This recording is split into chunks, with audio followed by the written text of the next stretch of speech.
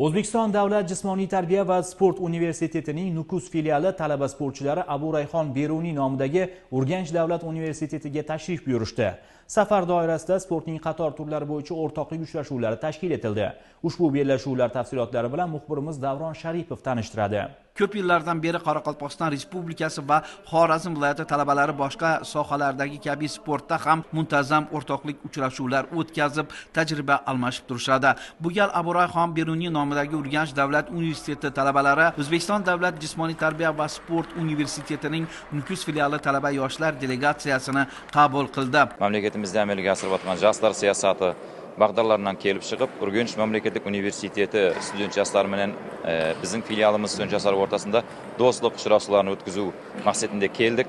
Bizlar bu yerda 4 turli sport turi bo'yicha bellashuvlar o'tkazib o'tiramiz. Studentlarimiz bu yerda uchrashuvlarda qizg'in turda boshlash berdi. Lekin usul tarzdagi uchrashuvlarga o'tkazib turadigan bo'lsa, bu yoshlarga kelajakdagi o'zlarining sport tarafida karyeralarini rivojlantiruvga ulkan motivatsiya bo'ladi.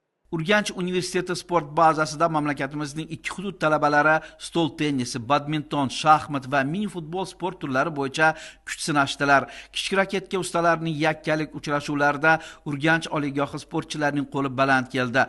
Juftlik bahslarida esa nukuslik talaba yoshlar ustun kelishdi.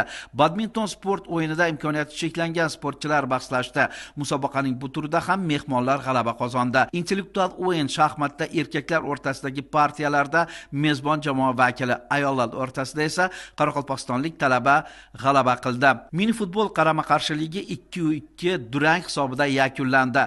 Musobaqa g'olib va sovrindorlari Urganch oliygohining Ma'naviyat va ma'rifat markazida taqdirlandi. So'ngra 2 hudud talabalari tomonidan tayyorlangan konsert dasturi namoyish etildi. Sport